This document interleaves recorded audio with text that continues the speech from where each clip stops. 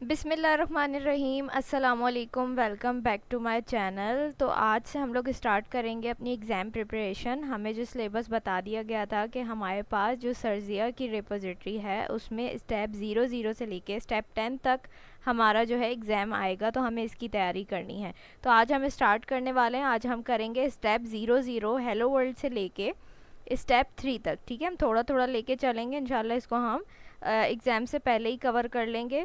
तो यहाँ मैं करूँगी इसको स्टेप 2 तक हम करेंगे। ठीक है, आज ये कॉन्स्ट और लेट तक। ठीक है, स्टेप 2 तक हम करेंगे। तो हम स्टार्ट करते हैं। सबसे पहले मैं क्या करूँगी, यहाँ पर मैं एक फ़ोल्डर बना लेती हूँ। ठीक है, एक फ़ोल्डर बना लेते हैं। बिल्कुल हम जो है स्टार्ट से बिल्कुल ले रहे हैं कि किस तरीके से हम फ़ोल्डर बनाएंगे, किस तरीके से चीज़ों की इंस्टॉलेशन होगी। मींस हम जो फाइल्स क्रिएट करते हैं, कॉन्फ़िग की फ़ाइल, जेसन की फ़ाइल, सारी चीज़ें हम देखेंगे और समझेंगे। ठीक है, बिल्कुल हम ज़ीरो से स्टार्ट कर रहे हैं। अब यहाँ पर मैंने न्यू फ़ोल्डर बनाना है। अब इसको हम कोई भी नेम दे देते हैं। जैसे मैं इसको दे देती हूँ एग्ज़ाम प्रिपरेशन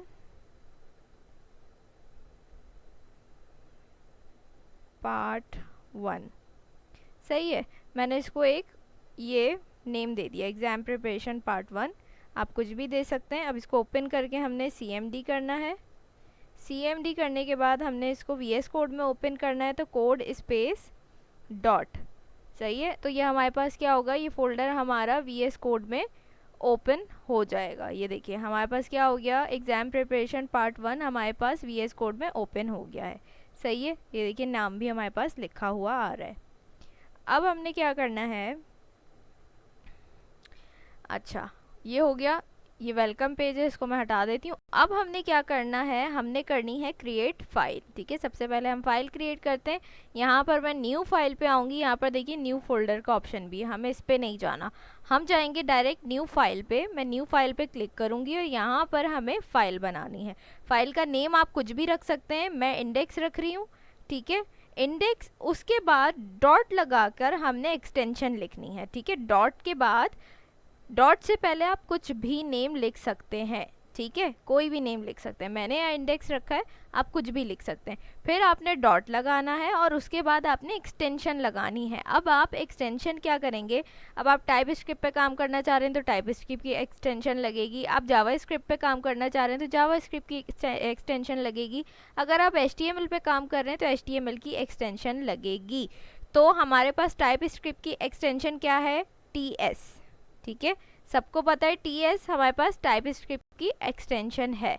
इसी तरीके से अगर आप इसको JS करते हैं तो JS क्या हो जाएगी, जावा स्क्रिप्ट की एक्सटेंशन हो जाएगी। तो इसी तरीके से आप क्या कर सकते हैं, HTML की एक्सटेंशन भी क्रिएट कर सकते हैं। ठीक है, यहाँ पर देखिए हमारे पास फाइल क्रिएट हो गई है, हमने TS की फाइल क्रिएट कर ली है।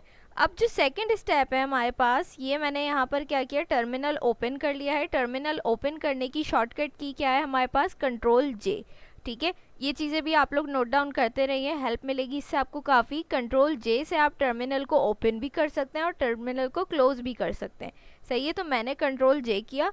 उसके बाद कुछ भी आपके टर्मिनल में लिखा है आप उसको क्लियर करना चाहते हैं तो आप क्या यूज़ करेंगे, CLS। जस्ट ये लिख के आपने इंटर प्रेस करना है, तो ये क्या होगा, आपके पास क्लियर हो जाएगी आपकी स्क्रीन। ठीक है, अब हमने क्या करना है, ये तो हमारे पास यहाँ पर आ गया। मैंने स्क्रीन थोड़ी सी जूम की हुई है, अच्छा इसको मैं नीचे करती हूँ। सही है, अब हमने क्या करना है, कॉन्फ़िग की फ़ाइल क्रिएट करनी है, क्योंकि कंपाइलर की सेटिंग्स भी तो करनी है, हमें कॉन्फ़िगरेशन करनी है उसकी। तो इसके लिए हम क्या करेंगे, TS कॉन्फ़िग की फ़ाइल क्रिएट करेंगे यहाँ पर। तो मैं सिंपल क्या करूँगी, उसके लिए कौन सी कमांड यूज़ करेंगे हम, TSC हाइफन init। ठीक है, ये जो हमारे पास डैश डैश है इसको क्या कहते हैं, हाइफन। ठीक है, तो मैंने क्या किया, डबल हाइफन लगाए और इनिट कर दिया है, TSC हाइफन init। ठीक है, अब मैं क्या करूँगी, इसको मैं इंटर कर देती हूँ सिंपल। तो यहाँ पर देखिएगा मेरे पास क्या बन गई, TS कॉन्फ़िग की फ़ाइल क्रिएट हो गई है। ठीक है, अब क्या करना है, मुझे इसको एक मॉड्यूल बनाना है। तो मैं एक पैकेज डॉट जेसन की फ़ाइल क्रिएट करूँगी। उसकी क्या कमांड है हमारे पास, इसको मैं फिर से क्लियर कर देती हूँ क्योंकि स्क्रीन जूम की हुई है मैंने। इसको हम क्लियर करते हैं और उसकी कमांड क्या है हमारे पास, npm npm means node package manager, इसकी फुल फॉर्म है npm init -y।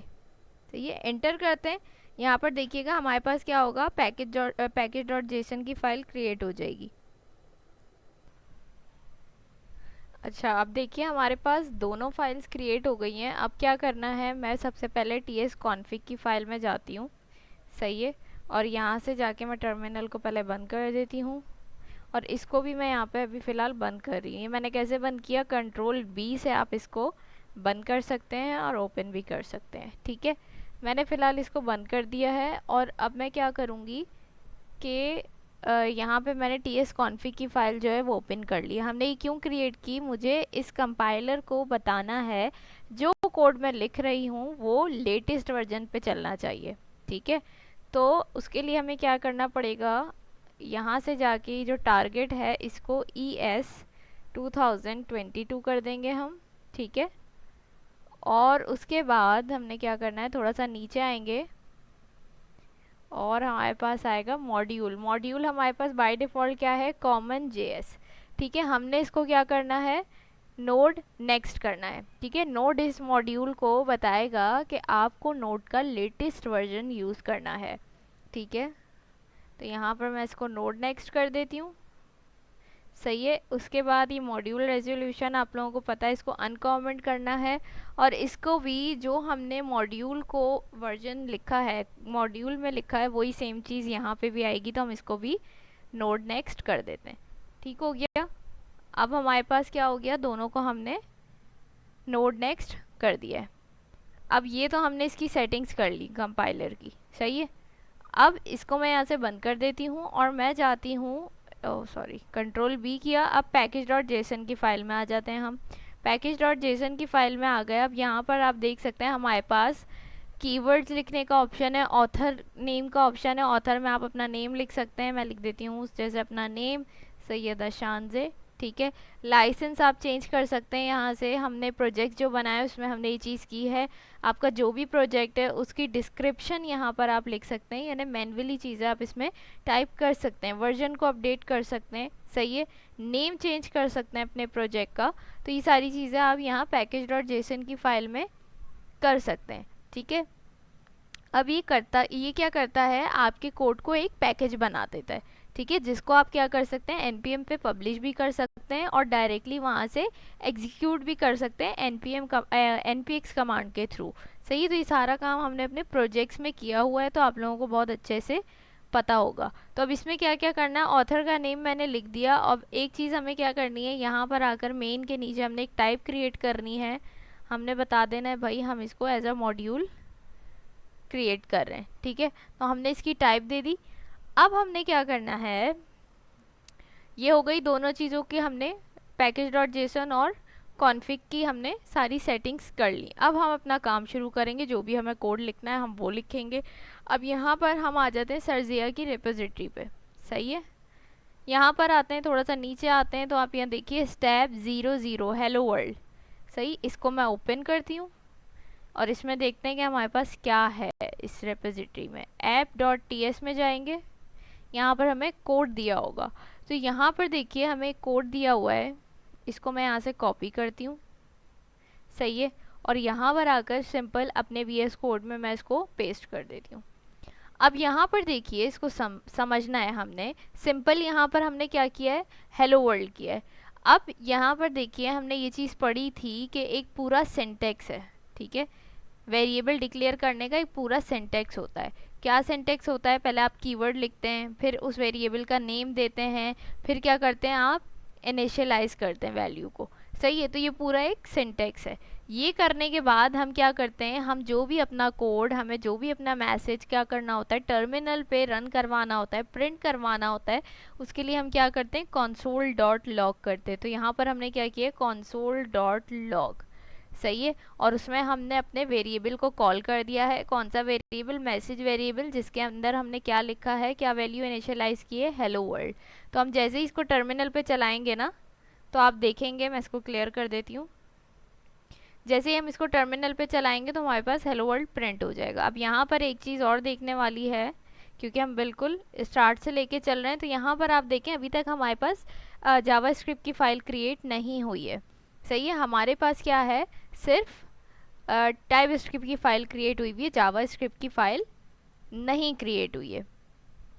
तो हम क्या करेंगे, सिंपल, अच्छा इसका भी मैं बता दूं, ये जो हमारे पास क्या है, सेमी कॉलन, इसको क्या करते हैं हम, जब भी हमारा लाइन ऑफ कोड जो है वो कंप्लीट हो जाता है तो यूज़ करते हैं। इससे ये पता चलता है कि आपका इस लाइन का कोड यहाँ पर एंड हो रहा है। ठीक है, तो ये सेमी कॉलन हम इसलिए यहाँ पर यूज़ करते हैं। ठीक है, इसको मैं ट्रांसपाइल करती हूँ। हम क्या करेंगे, TSC यूज़ करेंगे जो हमारी कमांड है।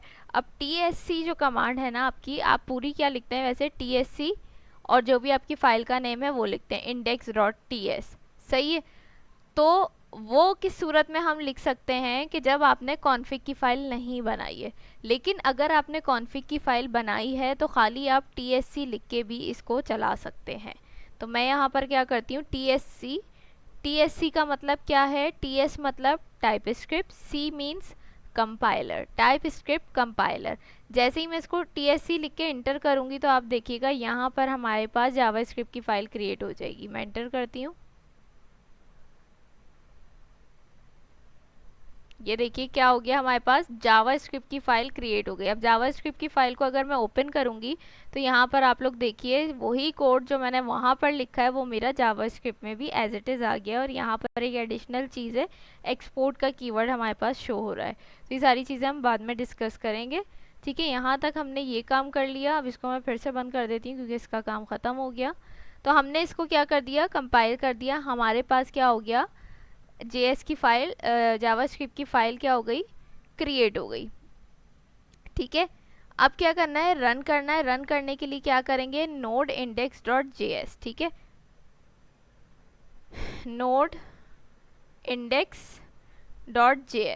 ठीक है, अब यहाँ पर बोला जाएगा कि index.js क्यों लिखा है, .ts क्यों नहीं लिखा। तो नोड सिर्फ JS की फ़ाइल को रन करता है, इसलिए हम यहाँ पर ये चलाते हैं। इसलिए हम पहले टाइपस्क्रिप्ट को जावास्क्रिप्ट में कन्वर्ट करते हैं और जावास्क्रिप्ट में कन्वर्ट करने के बाद हम क्या करते हैं, नोड से इसको रन करते हैं। नोड के थ्रू हम इसको रन करते हैं क्योंकि सिर्फ जावास्क्रिप्ट को रन करता है, टाइपस्क्रिप्ट को नहीं। एंटर करेंगे, ये देखिए क्या आ गया हमारे पास, हेलो वर्ल्ड। जो कोड हमारा यहाँ पर लिखा था वो ये क्या हो गया हमारे पास यहाँ पर टर्मिनल में प्रिंट हो गया है। सही है, तो ये था हमारा सबसे पहला जो हमने किया था स्टार्ट, जहाँ से लिया था हेलो वर्ल्ड।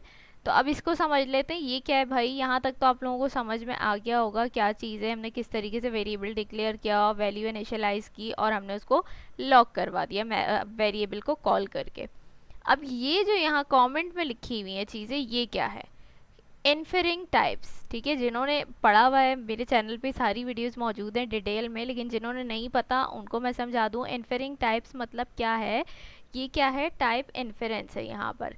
अब टाइप स्क्रिप्ट क्या है हमारे पास, स्ट्रॉन्ग टाइप लैंग्वेज है। स्ट्रॉन्ग टाइप लैंग्वेज मतलब यहाँ पर एरर के चांसेस कम होते हैं क्योंकि यहाँ पर हम क्या करते हैं, मैन्युअली टाइप जो है इसको असाइन कर देते हैं हम। ठीक है, हम यहाँ पर इसकी टाइप लिख देते हैं कि भाई ये टाइप है इसकी, ये टाइप है। जावा स्क्रिप्ट में हमारे पास ये ऑप्शन नहीं था कि हम टाइप वहाँ पर दे सकें, लेकिन यहाँ पर हम टाइप लिख सकते हैं।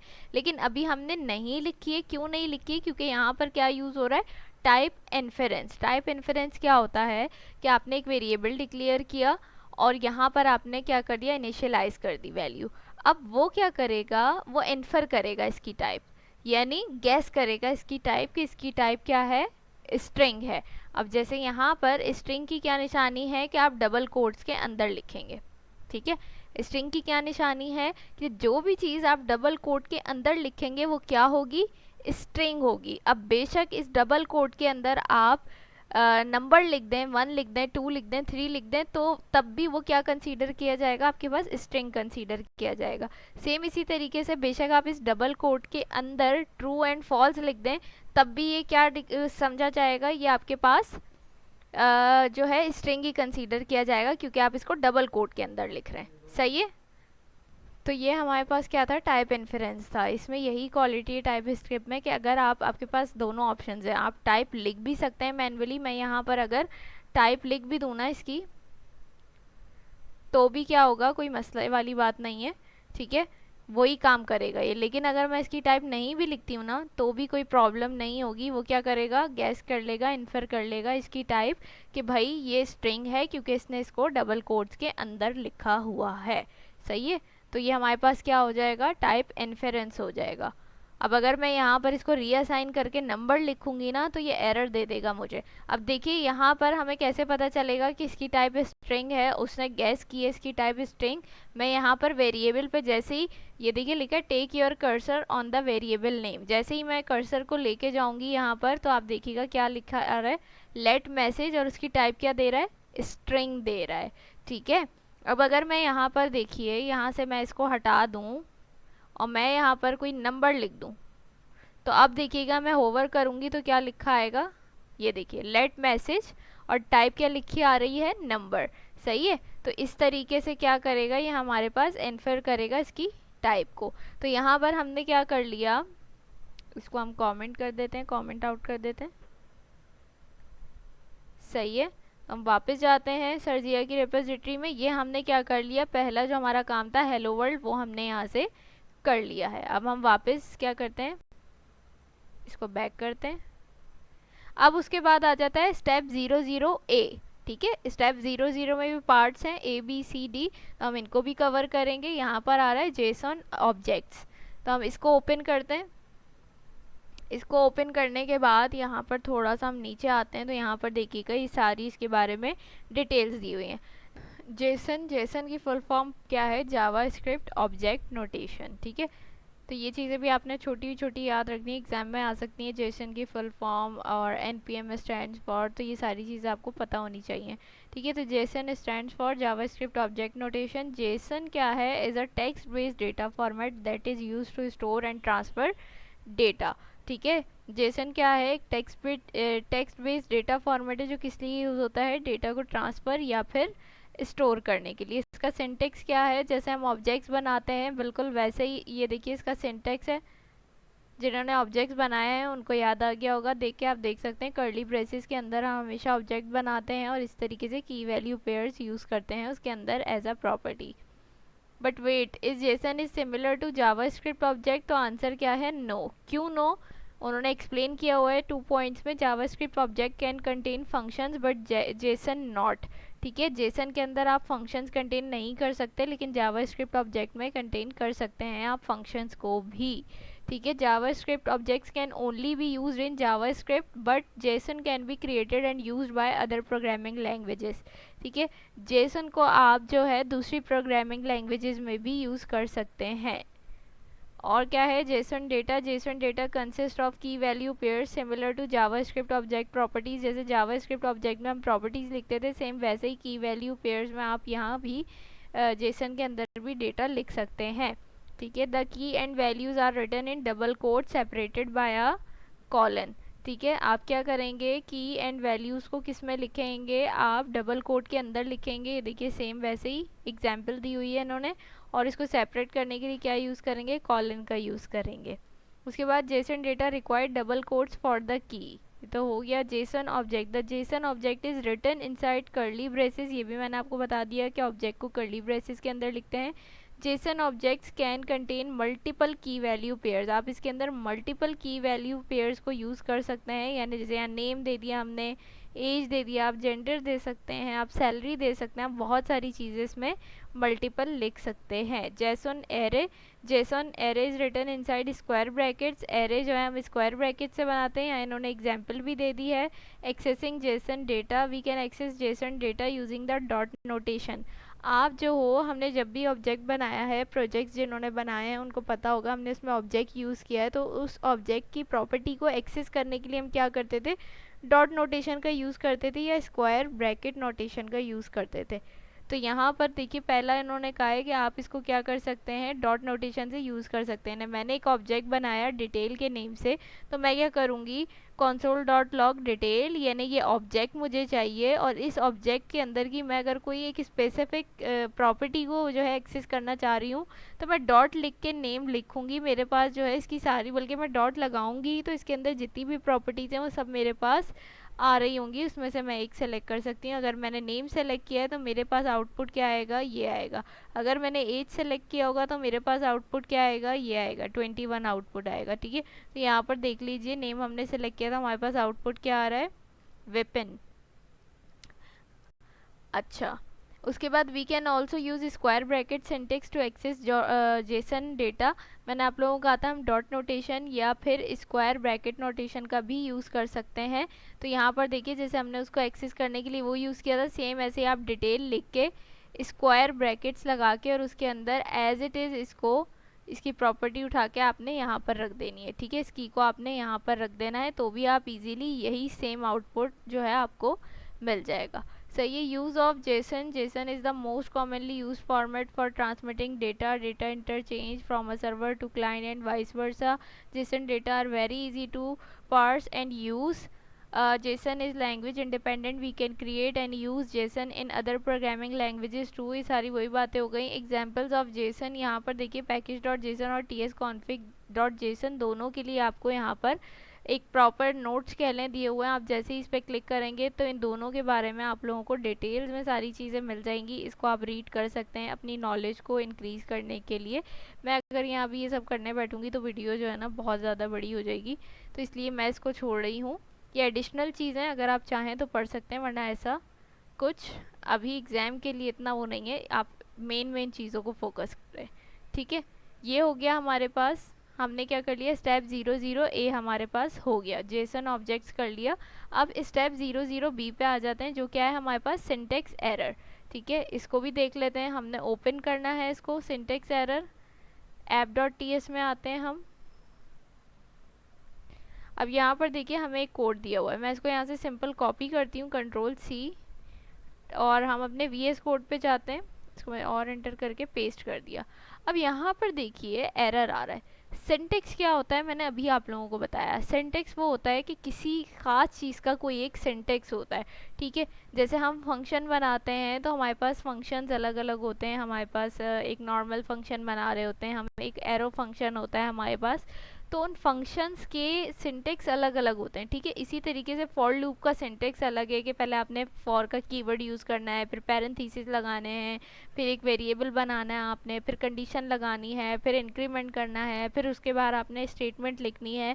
तो ये एक प्रॉपर सिंटेक्स है। ठीक है, इसी तरीके से वाइल लूप का अपना सिंटेक्स है और डू वाइल लूप का अपना सिंटेक्स है। तो इसी तरीके से ये सारे सिंटेक्स होते हैं। तो ये कहलाएगा, अगर इसमें आप कोई सिंटेक्स में कुछ गलती करते हैं, कोई चीज़ आगे पीछे या स्पेलिंग की गलती कर देते हैं सिंटेक्स के अंदर, तो वो आपके पास सिंटेक्स एरर कहलाएगा। बहुत सारे लोग यहाँ पर ये भी कंफ्यूज हो रहे थे कि तो टाइप एरर है, इसको टाइप एरर क्यों नहीं कह रहे। तो दिखने में टाइप एरर है, लेकिन ये भी तो देखिए, ये जिस चीज़ में आपने गलती की है ये पूरा एक सिंटेक्स है।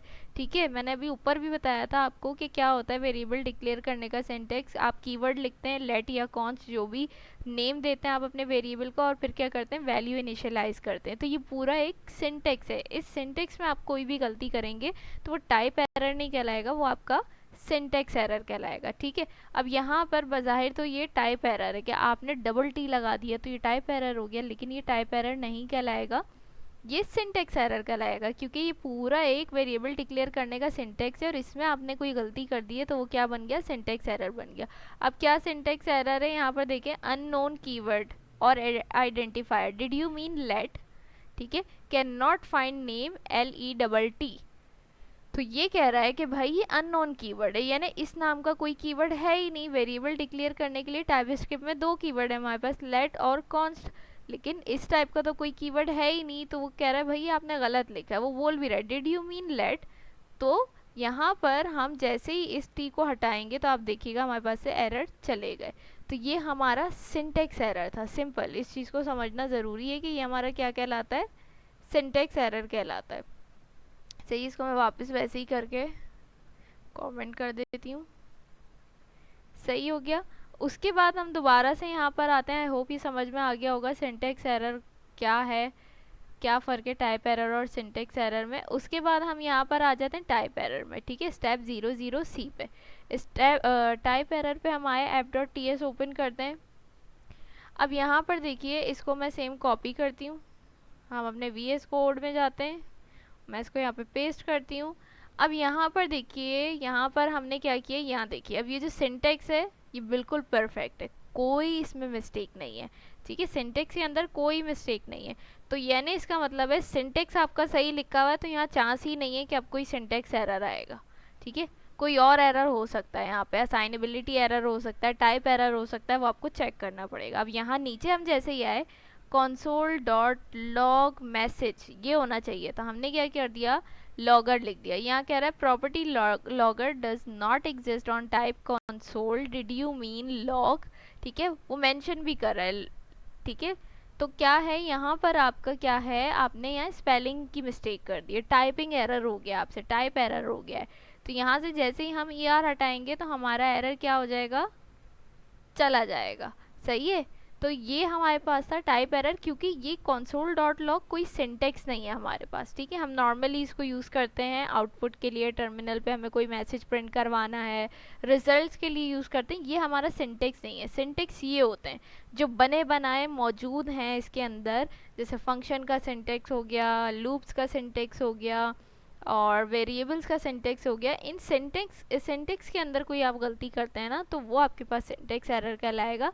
लेकिन अगर उसके अलावा आप कहीं गलती करते हैं तो वो आपका क्या कहलाएगा, टाइप एरर कहलाएगा। सही है, जैसे हमारे पास ये अभी क्या है, हमारा टाइप एरर। तो मैं इसको यहाँ मेंशन कर देती हूँ कि भाई ये हमारा क्या है, ये हमारा है, सॉरी, टाइप एरर। सही है, इसको मैं वापस लॉगर कर देती हूँ ताकि हमारा कंटिन्यू रहे। सही हो गया, ये हमारे पास था टाइप एरर। आई होप दोनों के बीच क्या डिफरेंस है समझ आ गया होगा, टाइप एरर क्या होगा और सिंटेक्स एरर क्या होगा। हम इसको बैक करते हैं। अब हमारे पास क्या है, टाइप एरर तक हो गया, स्टेप 00D पे आ जाते हैं, असाइनेबिलिटी एरर। इसको भी देख लेते हैं भाई। ओपन करते हैं हम सिंपल app.ts, यहाँ से हम क्या करते हैं, इसको कॉपी किया कोड को, सिंपल हम अपने VS कोड में जाएंगे और यहाँ पर आके मैं इसको पेस्ट कर दूंगी। अब यहाँ पर देखिए, समझे, हमने ऊपर पढ़ा था टाइप इन्फेरेंस। ठीक है, टाइप इन्फर करना, वो क्या मैंने कहा था कि आपने जैसे ही आप वेरिएबल डिक्लेयर किया, आपने लिख दिया, वैल्यू इनिशियलाइज कर दी। ठीक है भाई, वो उसको क्या कर लेगा, टाइप आपने यहाँ लिखी नहीं है तो वो क्या करेगा, उसको ऑटोमेटिकली गैस कर लेगा। ठीक है, कि भाई इसकी टाइप जो है वो स्ट्रिंग है।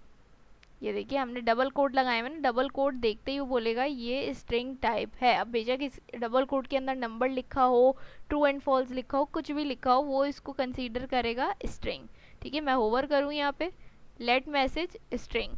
सही है, अब हो क्या रहा है, लेट कीवर्ड ऐसा है, लेट का वेरिएबल आपका ऐसा है, लेट से अगर आप वेरिएबल डिक्लेयर करते हैं तो आप उसको क्या कर सकते हैं, रीअसाइन कर सकते हैं। ठीक है, यानी मैं अगर चाह रही हूँ कि मैंने पहले मैसेज हेलो वर्ल्ड लिखा था, अब मैं चाह रही हूँ यार मैं इसको हेलो वर्ल्ड नहीं, मैं इसको कर दूँ हेलो सैयदा, तो मैं क्या करूँगी, इसको रीअसाइन कर दूँगी। ठीक है, रीअसाइन कर दूँगी मैं मैसेज लिख के, और उसके अंदर जो वैल्यू है उसको रीअसाइन कर दूँगी, मैं यहाँ हेलो सैयदा कर दूँगी, तो मेरे पास से एरर चला जाएगा। मैं करके दिखा देती हूँ आप लोगों को कि अगर मैं हेलो सैयदा लिखती हूँ तो देखिए एरर चला गया। क्यों एरर चला गया, क्योंकि यहाँ पर हमारे पास असाइनेबिलिटी एरर है। मैंने क्या की थी, जब ये मैंने यहाँ तक का काम किया था तो क्या हुआ था, यहाँ पर टाइप इन्फेरेंस हो गया था। उसने इन्फर कर ली थी इसकी टाइप कि भाई आपने जो वैल्यू इनिशियलाइज की है, इसको वैल्यू असाइन की है, वो स्ट्रिंग है। तो उसने क्या किया, उसको वैल्यू क्या कर, उसकी टाइप क्या कर दी, उसको टाइप उसने स्ट्रिंग असाइन कर दी। यहाँ पर मैं होवर कर रही थी तो क्या आ रहा था, स्ट्रिंग। तो अब अगर आप इसको रीअसाइन करते हो तो आपको इसके अंदर स्ट्रिंग ही लिखना पड़ेगा। अगर आप यहाँ पर क्या करोगे, नंबर लिखोगे तो वो आपको देगा एरर। क्या एरर देगा, होवर करो, the type number is not assignable to type string. ठीक है, तो यहाँ उसने नीचे दे भी दिया लेट मैसेज स्ट्रिंग, यानी आप गलत कर रहे हो। आपने क्या किया था, इस वेरिएबल की टाइप आपने क्या असाइन की थी, स्ट्रिंग असाइन की थी, यानी उसके अंदर आपने जो वैल्यू लिखी थी वो स्ट्रिंग थी। तो उसने क्या किया था, इन्फर कर ली थी टाइप उसकी स्ट्रिंग। अब आप क्या कर रहे हो, उसी वेरिएबल के अंदर आप वैल्यू इनिशियलाइज कर रहे हो अपनी कौन सी, नंबर की। तो ये गलत है क्योंकि इस वेरिएबल की टाइप स्ट्रिंग है, तो आप इसके अंदर कुछ स्ट्रिंग ही लिख सकते हो, इसके अंदर आप नंबर नहीं लिख सकते। अगर यहाँ पर मेरे पास नंबर लिखा होता तो फिर आप देखते कोई एरर नहीं आता मेरे पास। ये देखिए एरर चला गया, एरर चला गया। अब अगर यहाँ पे मैं नंबर नेम लिख देती ना कुछ, फॉर एग्जाम्पल मैं लिखती अली, तो देखिए एरर आ जाता। अब क्या आ रहा है, type string is not assignable to type number. तो ये सारा फर्क है यहाँ पर, इसको हम, सही है। तो ये हमारे पास क्या कहलाता है, असाइनेबिलिटी एरर। इसको हम यहाँ कमेंट कर देते हैं। एक मिनट, मैंने स्पेलिंग सही लिखी है ना भाई।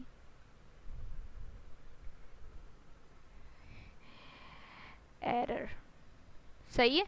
असाइनेबिलिटी एरर हमारे पास ये हो गया है कि जो टाइप आपने उसकी दी थी, जो आपने पहले लिखा है उस वेरिएबल के अंदर, वही चीज़ आपको रीअसाइन करनी पड़ेगी, वही आपके पास टाइप होनी चाहिए। आप ऐसे नहीं कर सकते कि पहले आपने स्ट्रिंग में लिखा था, अब जो है रीअसाइन करते टाइम आप उसके अंदर नंबर लिख दें, तो आपके पास क्या आ जाएगा, एरर आ जाएगा। सही है। तो ये 3 एरर्स हमारे पास होते हैं टाइप स्क्रिप्ट में, जो हमने यहाँ पर पढ़ लिए हैं। सही। उसके बाद हम वापस जाते हैं। वापस जाने के बाद अब हमारे पास क्या है, हमने असाइनेबिलिटी एरर तक कर लिया। Strong typing step 01। सही है। स्ट्रॉन्ग टाइपिंग देख लेते हैं भाई। स्ट्रॉन्ग टाइपिंग क्या है, app.ts ओपन करते हैं, इसके अंदर देखते हैं हमें क्या दिया हुआ है। अच्छा, ये तो देखिए वही है हमारे पास, टाइप इन्फेरेंस। फिर भी मैं इसको करके दिखा देती हूँ आप लोगों को। ये सब चीज़ें अभी हम पढ़ चुके हैं डिटेल में, टाइप इन्फेरेंस वगैरह। फिर भी थोड़ा और नीचे आते हैं। सही है। अब देखिए strongly typed syntax. Strongly typed syntax क्या होता है टाइप स्क्रिप्ट में, इसको समझना ज़रूरी है। स्ट्रांगली टाइप्ड सिंटेक्स वो होता है कि जिसके अंदर आप क्या करते हो, मैनुअली टाइप लिखते हो, ठीक है, राइट करते हो। जैसे अब मैं क्या कर रही हूँ, मैंने कहा मैंने एक वेरिएबल बनाया, कीवर्ड दिया लेट, उसको नेम दिया ए, और उसके अंदर मैंने इनिशियलाइज किए वैल्यू पाकिस्तान। ठीक है। अब है तो ये स्ट्रिंग, लेकिन मैं क्या करूँगी कि मैं मैनुअली यहाँ टाइप कर दूंगी उसकी स्ट्रिंग, खुद ही मैं लिख दूंगी, मेंशन कर दूंगी कि भाई मैं स्ट्रिंग लिखूंगी, यहाँ पर जो भी मेरी वैल्यू होगी वो स्ट्रिंग में होगी।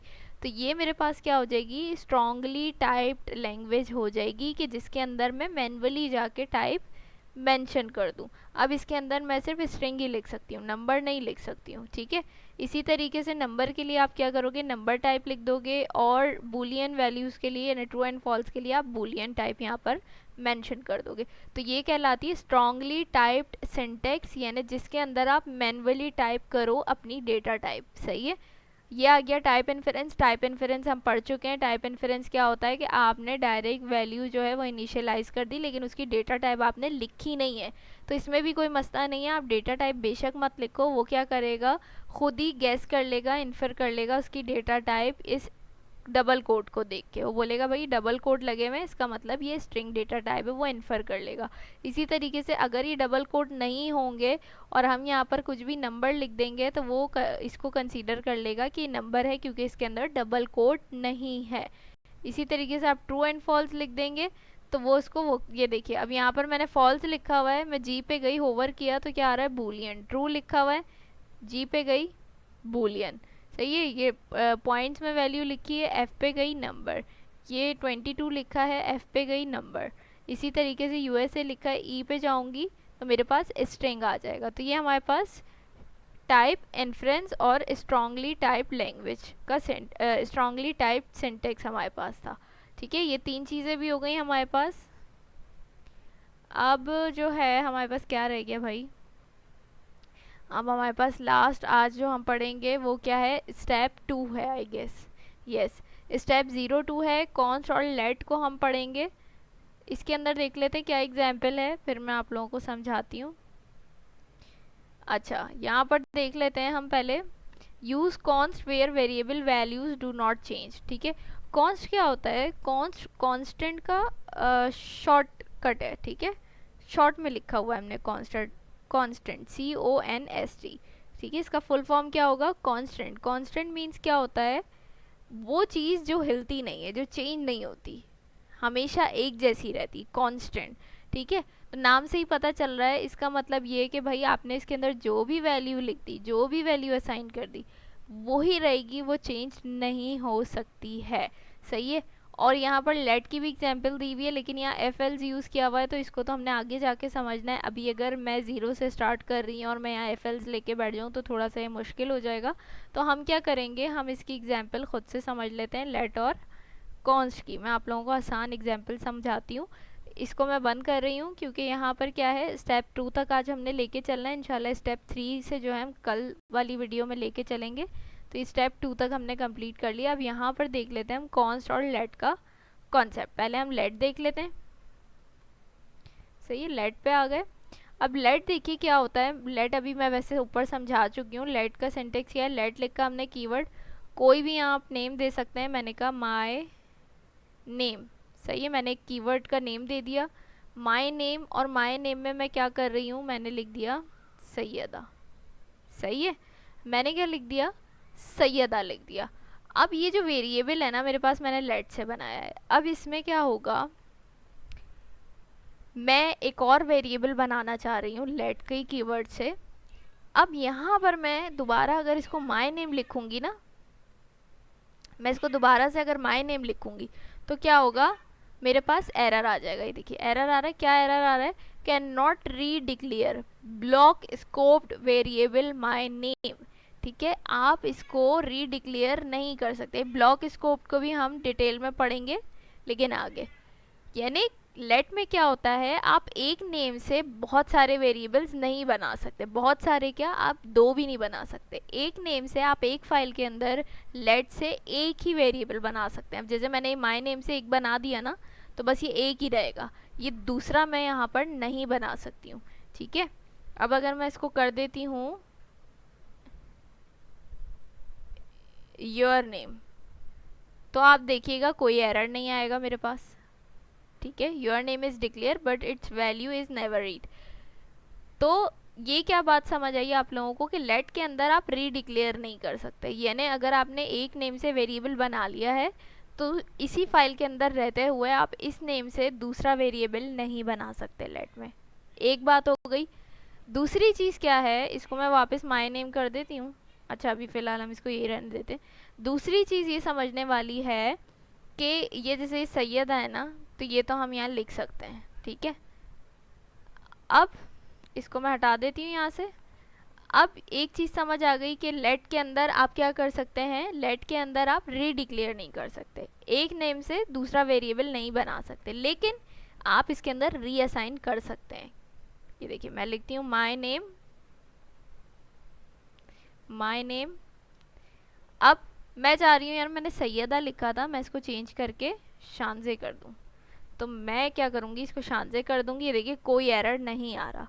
यानी मैं इसको रीअसाइन कर सकती हूँ। यानी ये वेरिएबल तो नहीं मैं दोबारा बना सकती इस नेम से, लेकिन ये जो नाम मैंने लिखा है इसको मैं चेंज ज़रूर कर सकती हूँ। अगर मैंने पहले सैयदा लिखा था और मुझे अब वो अच्छा नहीं लग रहा, मैं बोल रही हूँ यार नहीं मुझे तो शानजे लिखना है, तो मैं इसको रीअसाइन कर सकती हूँ। मैं यहाँ पर इसका नेम चेंज कर सकती हूँ। बस शर्त यही है कि जो आपने टाइप थी आपकी पहले, उसी टाइप का आपने लिखना है। जैसे अब यहाँ मैंने स्ट्रिंग थी, अब यहाँ पे मैं नंबर नहीं लिख सकती वरना एरर आ जाएगा, और अगर यहाँ नंबर होता तो यहाँ मैं स्ट्रिंग नहीं लिख सकती। बस ये शर्त है, बाकी आप रीअसाइन कर सकते हो, यानी चेंज कर सकते हो अपनी वैल्यू को। सही हो गया। अब आ जाते हैं कॉन्स्ट पे। कॉन्स्ट में क्या होगा भाई आपके पास, मैं लिखती हूँ लेट माय अकाउंट। सही है, माय अकाउंट। अब यहाँ पर देखिए लेट माय अकाउंट, मैं यहाँ पर नंबर लिख रही हूँ।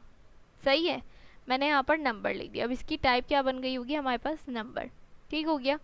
अब मैं यहाँ पर इसको, ओ सॉरी, लेट से नहीं बनाना था, हमें कॉन्स्ट से बनाना है। मेरा दिमाग ख़राब हो गया। कॉन्स्ट से मैंने बना दिया माय अकाउंट और मैंने यहाँ पे नंबर लिख दिया। सही है। अब यहाँ पर देखिए क्या होगा कि लेट में हम क्या कर रहे थे, रीअसाइन कर सकते थे वैल्यू को, मैं चेंज कर सकती थी, लेकिन कॉन्स्ट में क्या होगा, मैं नहीं कर सकती। मैं आपको दिखाती हूँ, मैं लिखूंगी खाली रीअसाइन करने के लिए और देखिएगा मेरे पास एरर आ जाएगा। अभी मैंने यहाँ कुछ लिखा भी नहीं है और एरर आ गया। इस पर होवर करते हैं, क्या लिखा है, can not assign to my account because it is a constant.